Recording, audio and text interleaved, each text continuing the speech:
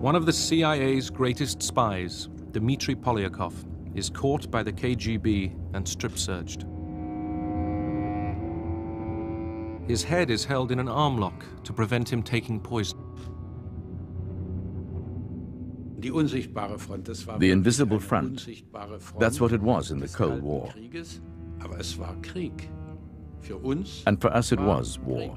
The soldiers may have been on alert, but for us and the others who went out into the cold, it was actual war.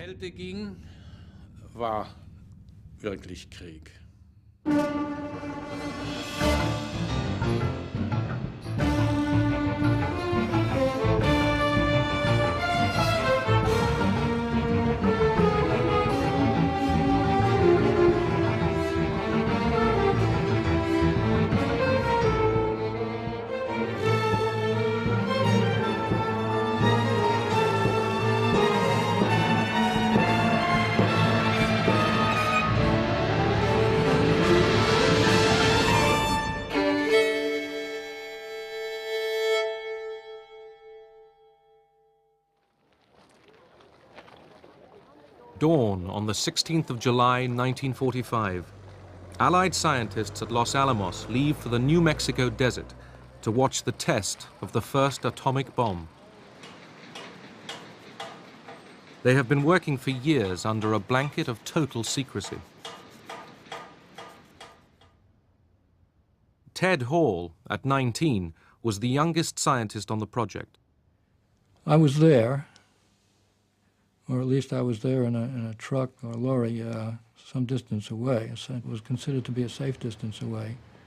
I can't remember if there was any signal circulated that the test was about to be made, but anyway, the damn thing went off.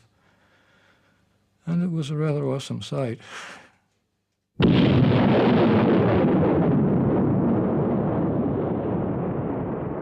For Ted Hall, the Cold War had begun the year before.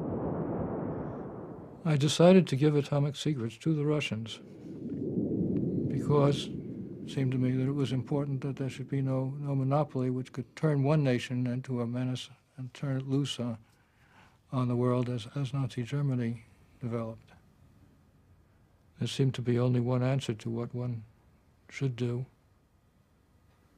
The right thing to do was to act to break the American monopoly. Others thought the same way. The KGB had several sources inside Los Alamos, unknown to one another. The scientist Klaus Fuchs and Ted Hall both passed on details of how to detonate nuclear weapons by implosion, a principle so new to Soviet science that there was no equivalent word in Russian.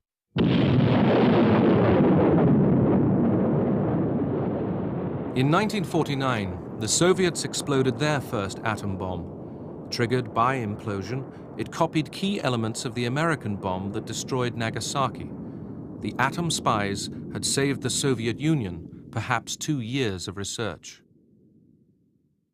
Ted Hall was questioned by the FBI in March 1951, but not charged for lack of evidence. A month later, KGB agents Julius and Ethel Rosenberg were sentenced to death. Amid the anti-Soviet fervor of the time, they became the only spies ever executed in peacetime America. It was gruesome.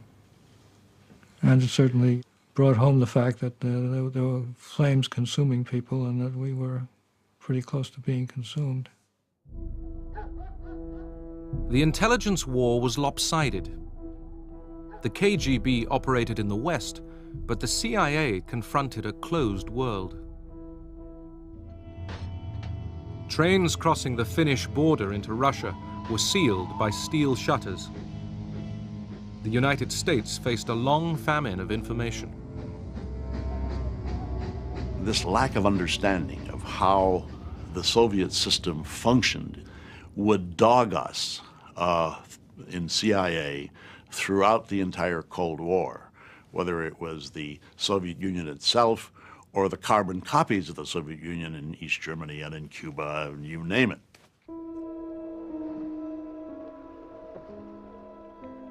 Most early infiltration operations into the Soviet Union were doomed from the start. Western agents were betrayed by KGB spies, like the British intelligence officer Kim Philby. Philby came to public attention because of his association with fellow double agents Guy Burgess and Donald MacLean. Philby, on the right, holds a press conference to deny charges that he was involved in the disappearance of Burgess and MacLean. Well, if there was a third man, were you in fact the third man? No, I was not. You think there was one? No comment. Well, Mr. Philby, the disappearance of Burgess and MacLean is almost as much of a mystery today as it was when they went away about 4 years ago or more. Can you shed any light on it at all? No, I can't. Philby told us a lot about those missions. He told us about the numbers of people.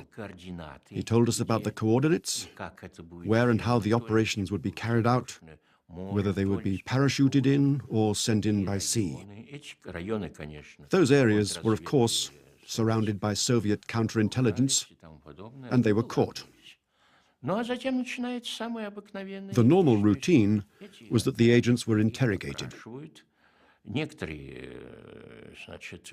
Some were very hostile and kept silent. In doing so, they signed their own death warrants. In 1953, Soviet emigre Mikhail Kudryavtsev parachuted into Russia to spy for the CIA. After we were dropped in, we were tied up and taken off to the KGB. When the investigator from Moscow arrived, and he arrived suspiciously quickly by nightfall,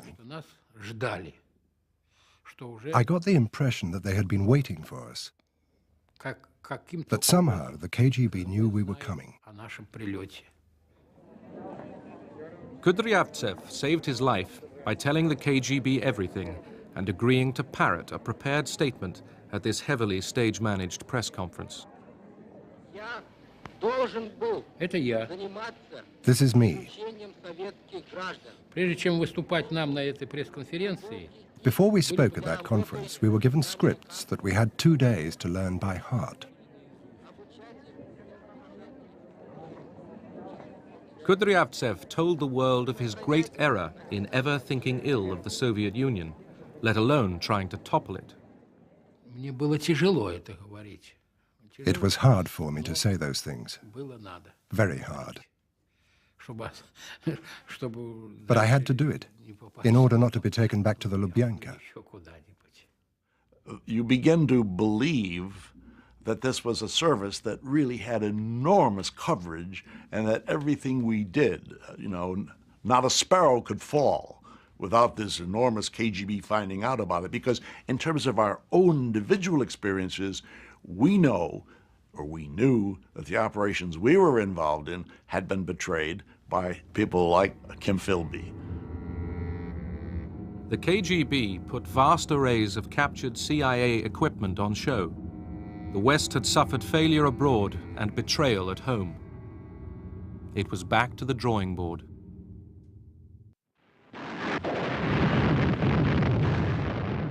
The Korean War provided further blows to the CIA's self-confidence, highlighting gaps in forecasting and assessment. The CIA was wrong about the start of the war. They were wrong about the Chinese involvement and intervention in the war, and they were wrong about the capabilities of the North Korean forces. I think the Korean War, in terms of its intelligence failures, left a lot of lessons for the policy community and the intelligence community. And one of those lessons was that, indeed, we would have to get better technical intelligence and make more of a commitment to signals intelligence and communications intelligence. And with this, you get resources put with the National Security Agency under the Pentagon in order to develop capability to intercept messages around the world. And this produced extremely and vital information to the intelligence community. Berlin was a communications hub, where countless Soviet bloc phone and teleprinter lines crisscrossed beneath the city. To intercept them, the Americans and British drove a tunnel deep into the Soviet sector. The purpose of the Berlin Tunnel was to tap the communications lines of the Soviet forces in East Germany, in Poland, and their links with Moscow, in order to provide current intelligence on those forces and also early warning. The lines from the taps would come down into the tunnel itself, and first they would be amplified, because then we had to run the lines up into the area of the warehouse where we had hundreds and hundreds of recorders that operated day and night and recorded every single bit of this stuff. From the start, this operation was betrayed to the KGB by a source inside British intelligence, George Blake.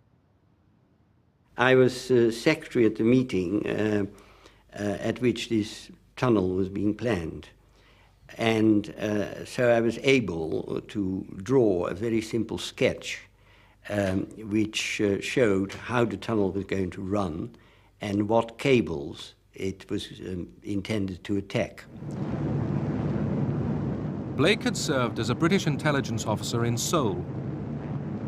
Captured by the North Koreans, he witnessed the West's bombing of civilians. When I saw these enormous American flying fortresses flying low over what seemed to be defenseless Korean villages, I felt a feeling of shame. I felt very acutely that I was on the wrong side and that I should do something about it. Blake went home to Britain in the first group of POWs released from Korea after the 1953 armistice. And how did you find the food out there, Mr. Blake? Well, the food was adequate, but very monotonous. It was monotonous, was it? Very monotonous. Anything special? I mean, any odd things they gave you to eat or anything? No, just rice and turnips mainly. It's a pretty impressive diet, isn't it? 3 times a day. Blake slipped back into British intelligence, only now he was a KGB spy. I was given a Minox camera, and I carried that Minox camera with me whenever I went to work, like I carry my wallet with me. And the reason was that I never knew what important documents I might find on my desk, which were worthwhile photographing. Blake's warning about the tunnel gave the KGB a problem. To move against it risked exposing him.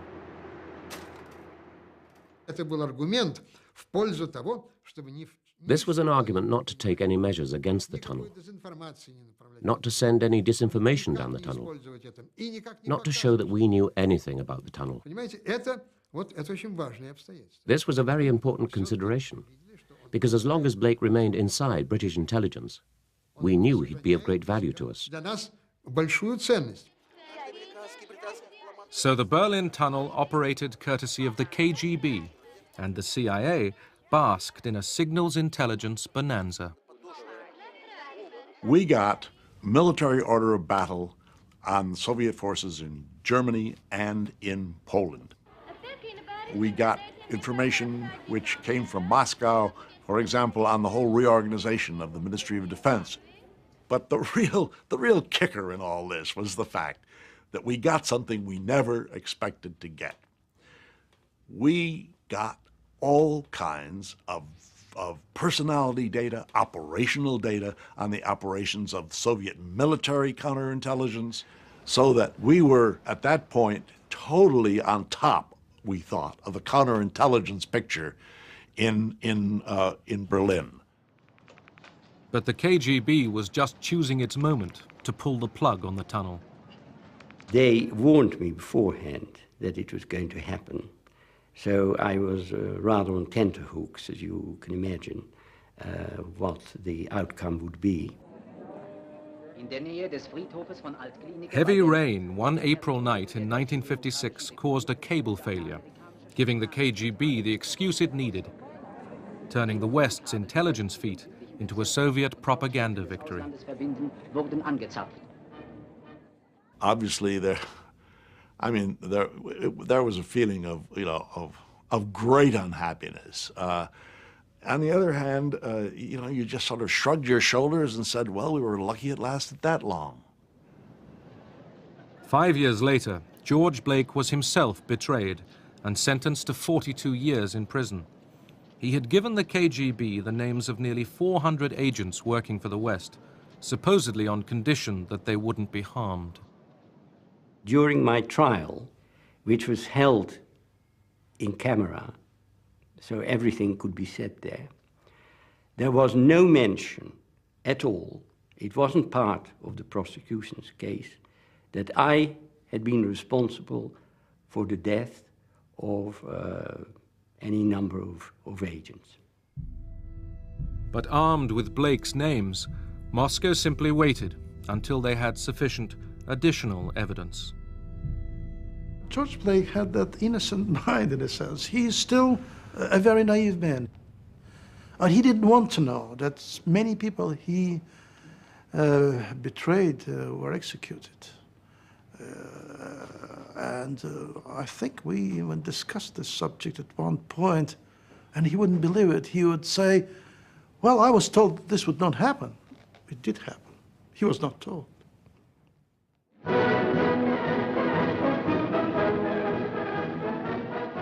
As the Cold War intensified through the 1950s, pressure on the CIA increased.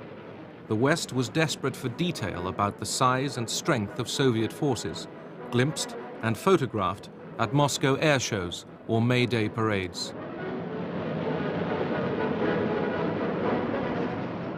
It was the Soviet missile force which worried the CIA most, and about which they knew the least. There was limited human intelligence about missile deployments in the Soviet Union. There were some communications intelligence which would suggest that this facility or this town may be involved in missile activities because of communications with known missile sites. But what we were missing was any firm, hard evidence of actual deployment of missiles. From 1956, American technical superiority started providing answers. The CIA's own reconnaissance plane, the U-2, flew high over Russia to photograph Soviet bases. But in 4 years of searching, found no operational intercontinental ballistic missile launch sites. Then in 1960, the Americans successfully launched a satellite fitted with a camera. After 17 orbits, the film capsule was ejected, caught mid-air, and brought back to Earth for analysis. A subsequent flight confirmed the existence of just one Soviet ICBM launch site. The rest of the puzzle's pieces were provided by perhaps the greatest spy of the Cold War. This is a photograph of Oleg Penkovsky, colonel in the Red Army, with all of his medals which he earned during World War II. A handsome soldier and a great American patriot. This photograph was taken in a hotel in London in April 1961 after one of our meetings, where Oleg Penkovsky on the left, me on the right, enjoying a small glass of wine. Penkovsky provided further reassurances about the limitations of Soviet power. While they were still a serious threat, no question about it, they were strong militarily, absolutely strong militarily, but they were not as strong as our estimators had felt. And he helped us bring it down to the level where they really were. They were not 10 feet tall, they were about my size, 6'2". Penkovsky revealed the Soviets' lack of atomic warheads and their problems with guidance systems. He acted out of resentment that his career in military intelligence had stalled, but also out of fear that Khrushchev's adventurism would bring disaster on the world. Khrushchev told Kennedy, "I want peace, but if you want war, that is your problem." But Penkovsky told the CIA that Khrushchev was bluffing. Kennedy should be firm, he said. Khrushchev is not going to fire any rockets. he is not ready for any war. If you can get into the mind of the Khrushchevs of the world, then you've got a weapon that no technical amount of information can give you. And this is what Penkovsky was able to give us. Penkovsky's information was critical to the United States during the 1962 Cuban Missile Crisis. U-2 photographs revealed the presence on Cuba of Soviet missiles, for which Penkovsky had already handed over the operating manuals. With the world closer to nuclear conflict than at any time in the Cold War, intelligence experts were summoned to the White House to brief President Kennedy. First question the president asked was, how long before they can fire those missiles? And Art Landau said, well, Mr. Graybeal is the missile expert, so it turned to me. I stood up behind the president, McNamara and Rusk, and for the next probably 5 to 10 minutes, they fired one question after the other. In answer to the president's question, how long can they fire these missiles, I relied primarily on the combination of intelligence sources, but mainly Penkovsky's information, which told us how these missiles operated in the field. The CIA assessment is said to have bought the president 3 precious days' breathing space.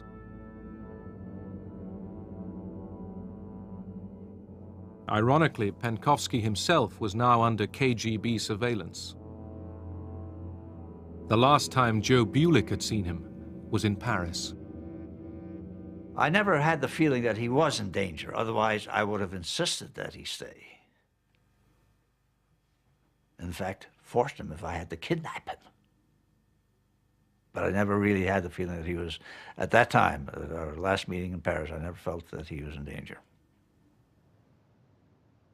Back in Moscow, Penkovsky sent what seemed like a routine message. We'd gotten a signal from Penkovsky that a dead drop was loaded. And when we sent Dick Jacobs to service that dead drop, he was arrested. And as soon as that happened, we knew the case was over. He was dead. And then Penkovsky was in the hands of the KGB. Punkt. Расскажите о начале вашей преступной деятельности.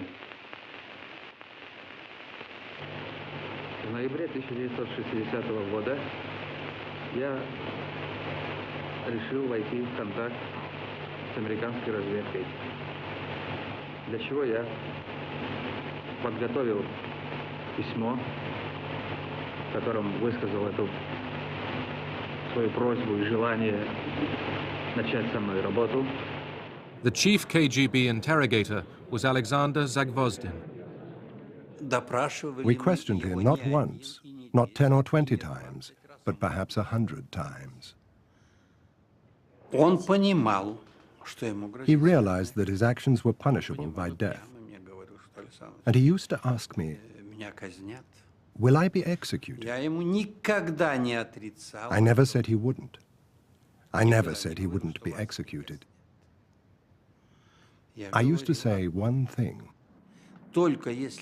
Only if you confess everything and repent fully can you hope for mercy. That's probably why Penkovsky's life was not spared. He didn't confess everything. I know for sure that Penkovsky was shot.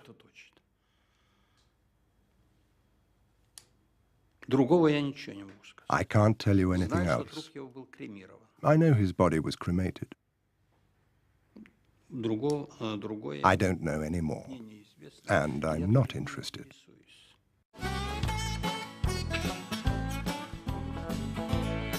Not all spies wound up famous. These are the home movies of Galina and Mikhail Fyodorov, KGB officers who operated under deep cover for 20 years.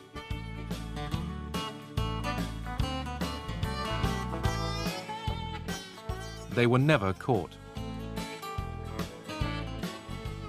In the event of war, they would be in place to spy behind enemy lines. The KGB never lacked recruits. Some served for money, some for ideology, and some for the sheer excitement of living a secret life.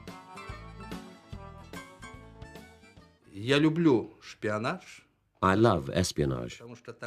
Why? Because there is the smell of adventure, the smell of risk, the smell of uncertainty. Because when you go off to meet an agent, you never know whether you're going to be arrested. It adds color to life. I need 007. No, Mr. Bond, I expect you to die.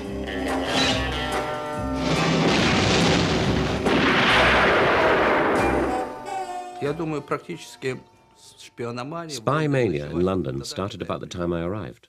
In 1961, we used to be asked everywhere.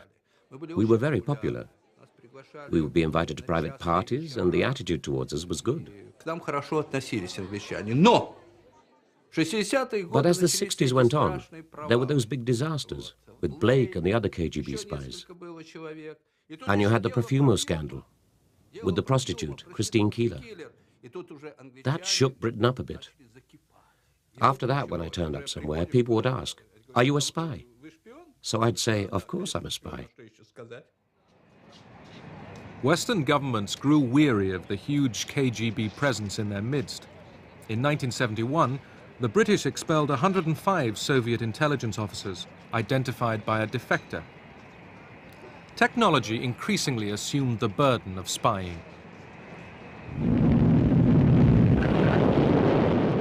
Satellites could now intercept radio communications and data from test launches of the opposition's missiles. Film taken in space no longer even had to be returned to Earth. The satellite would take the picture of the sky, and this image could be beamed back to an analyst at his desk in the United States who could actually see what was happening in the international arena without leaving his desk. Here lay the greatest intelligence successes of the Cold War. Through photography and electronic eavesdropping, each side received huge flows of information, often too much for the analysts to handle. Technological spying even played a part in helping the superpowers edge towards peace. The technical systems were almost essential to our arms control process.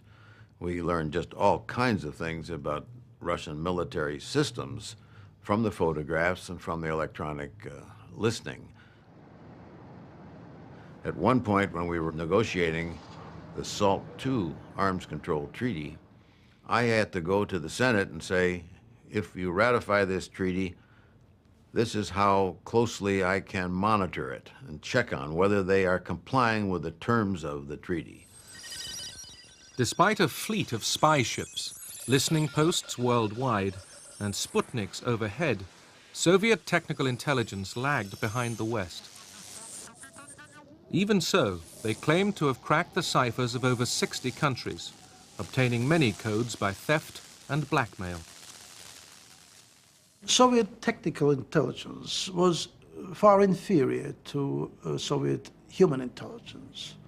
The Soviets were extremely good at persuasive tactics, which would ultimately bring many people into their ideological embrace. KGB spying methods spread beyond superpower conflict. Routine surveillance of ordinary citizens by the East German secret police, or Stasi. The Stasi inhabited a moral world of its own. Interrogations were routinely filmed. And they had cameras everywhere.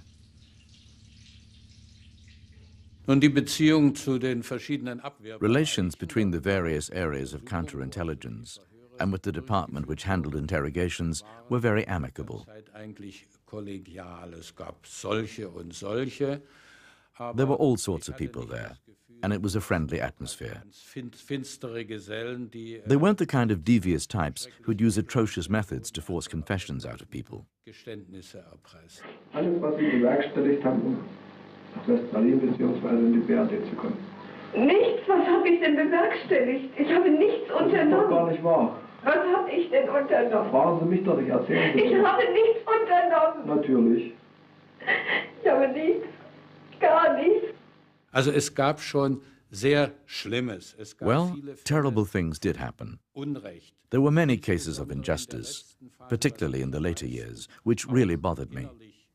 Reprisals were taken against people solely on the grounds that they had different political opinions, Politische Meinung hatten. or against people who wanted a different, better form of socialism. Vera Wollenberger joined the East German peace movement in 1981, encouraged by her husband Knut. Mein ganz persönlicher Anlass, mich gegen My personal motivation for opposing state policies was the decision in the early 80s to station nuclear missiles in the GDR zu stationieren und and to introduce military instruction in schools. Schulen einzuführen. Vera and her family were constantly harassed by the Stasi, who burgled her house and made sure she lost her teaching job. Her husband stood by her throughout. In 1988, Vera was arrested on her way to this demonstration. Her crime? Carrying a banner which bore Rosa Luxemburg's words, "Freedom is how free your opponent is." She was interrogated and imprisoned. In 1991, after the collapse of the GDR, Vera got access to her Stasi file, in which she learned that the main informer against her had been her own husband. Das kann ich gar nicht so genau sagen, weil es I can't really say how I felt. It was such an extreme situation, rather as if one had died for a moment and then returned to life. dann ins Leben zurückkehren. Das Überraschende war für mich, dass The surprising thing was, the reports were written as if about a stranger, not about a ich wife. war eine Ehefrau. Ich war eine Feindin. To him, I was an enemy of the state, and he had done everything to fight me, the enemy. zu bekämpfen. Some enemies of the state received more drastic treatment.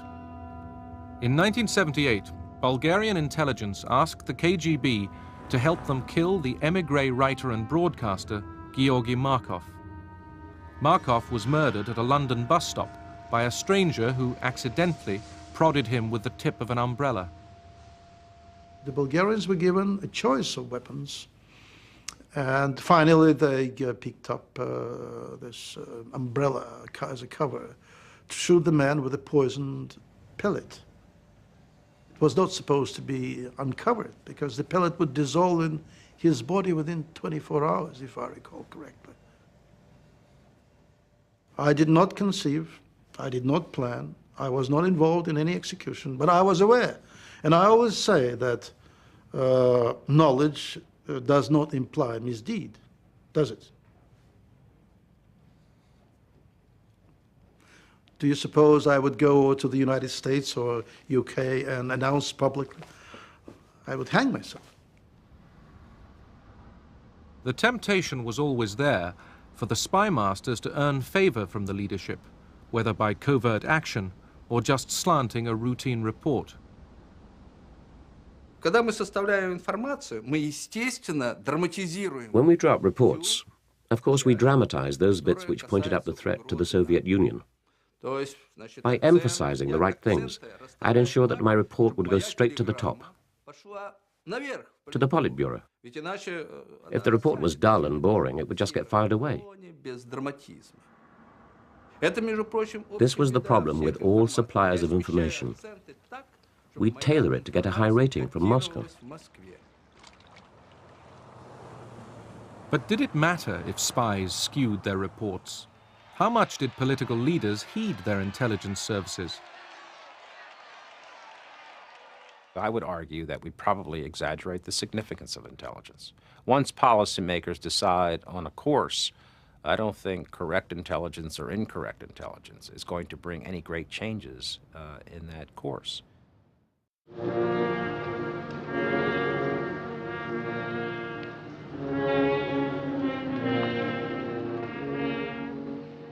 1988, Kim Philby is buried with full honors in a Moscow cemetery. He first betrayed Britain half a century before, passing a wealth of secrets to the KGB. And yet converts were never wholly trusted. To the end, the KGB opened his mail and bugged his phone. It seemed as if the age of the spy was over.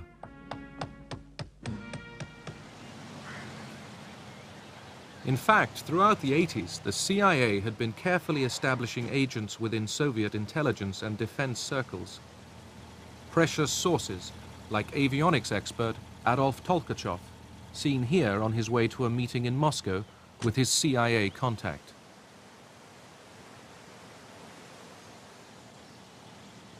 The KGB suddenly started to arrest the CIA's most important Soviet spies. In 1985, we began to lose cases, by which I mean Soviet officials working for us, and some of them disappeared. This led us to believe that something was wrong. It did not lead us to believe, aha, there must be a mole. Then the West lost General Dmitry Polyakov of Soviet military intelligence. Polyakov had retired after 18 years of spying when the KGB pounced. He had been recruited while at the United Nations in New York.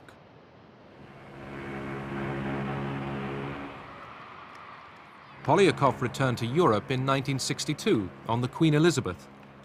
His picture was taken by the ship's photographer at the captain's dinner. Seated just a few tables away, the FBI man who recruited him, John Mabey. He said, I'm dissatisfied with the way things are in the Soviet Union. The government does not look out for the people. They're headed on a course of war with the United States, and they can't possibly win it. And the only people that are going to suffer out of this are the Russian people. We met on the Queen Elizabeth every day that it was at sea, sometimes twice a day. We reviewed literally thousands of pictures of Soviets who had been in the United States or stationed around the world. And he identified a number of them by picture and by name. Polyakov was our crown jewel. He worked for us for so many years, and he achieved such a rank that rather than us looking at an organization through the eyes of one of our sources, looking at that organization from the bottom up, with Polyakov, eventually we were able to look at that organization, the GRU, his organization, from the top down, as well as look at the KGB and the Soviet Ministry of Foreign Affairs and the Communist Party apparatus. In 1991, Sandy Grimes joined the team investigating the CIA's agent losses. In charge, Jean Vertefeuille, now suspicious there was a KGB mole in their ranks. Trying to pin down a counterintelligence case when you're looking for a mole is always a very difficult and long-term job. When we compiled a list of how many people could have done it, we came up with 198 people. The mole hunt took 3 years, homing in on CIA counterintelligence officer Aldrich Ames. The FBI filmed him secretly in Bogota in 1993. I was walking up and down, wondering what had happened to my KGB contact, who had been there an hour earlier. I was reasonably alert, but I didn't see the surveillance. And I suppose it was frustrating for the FBI because they were scared to death of me seeing surveillance. So they had to stay way back. As a result, they never saw me doing anything. They had no evidence of any operational activity on my part. The FBI staked out Ames's house and tapped his phones. The breakthrough had come from CIA analysis of his bank statements. We had just received records from one of the banks Rick had. And Dan is reading these things off, and I'm entering them in the computer, and my God, it was unbelievable. On 17 May, Rick had reported having had a lunch with his Soviet contact, Chuvakin. 18 May, there's a deposit into his checking account for $9,000. On the 21st of February in 1994, Ames was arrested for spying, along with his wife Rosario, after years of high living. Shock, depression, instant recognition of, one's life flashes before one. A sense of things coming to an end, but no sense of relief. It's much more painful than that.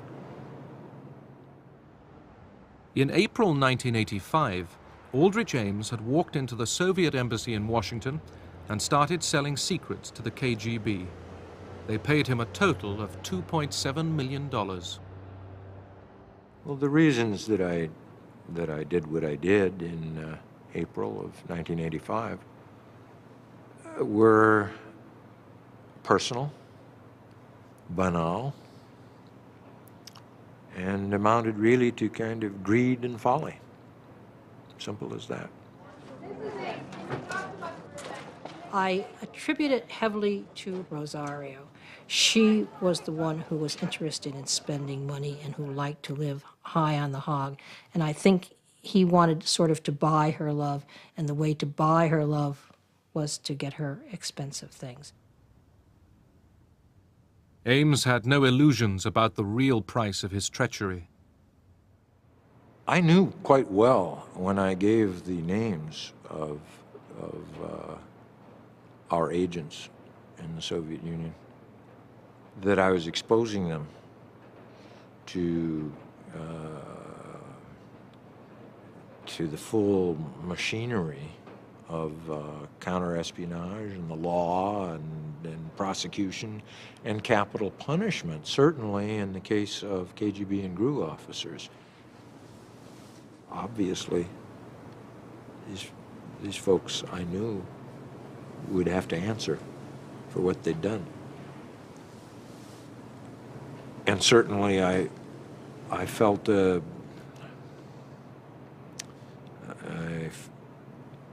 I inured myself against, a reaction to that.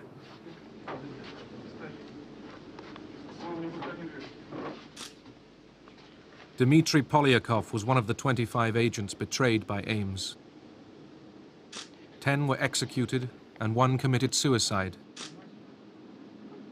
1 alone was smuggled to safety by the British Secret Service. I was seized by the KGB in May 1985. I was put under house arrest, but I managed to escape in July, alive, well, and safe. I was lucky. The others were shot in the dungeons of some KGB prison after long months of continuous threats and interrogations. They lost everything: family, children, work, and then their lives. They spent a year, 2 years, or in the case of General Polyakov, nearly 3 years, expecting to die at any minute. Polyakov was tried in secret, critical of the Soviet leadership to the end. He had given the West precious information on Soviet missiles, nuclear strategy, chemical and biological warfare. Yet so many spies paid with their freedom or their lives in destructive cycles of tit for tat. That men like Polyakov gave up names. They gave up secrets. I did the same thing for reasons that I considered sufficient to myself. I gave up the names of some of the same people who had earlier given up others. It's a nasty kind of circle with terrible human costs. Aldrich Ames is serving a life sentence with no remission. Dmitry Polyakov was sentenced to death. He was executed in 1988 with a bullet in the back of the head, then buried in an unmarked grave. For half a century, the spies had peered intently at each other through a fog of ignorance and deceit. They produced ever more realistic appraisals of their opponent's strengths, but very few were able to answer the toughest question: does our enemy intend to fight us? Despite the CIA and KGB's vast resources, the answer lay hidden, not in a satellite photo or an agent report, but in the minds of their opponents.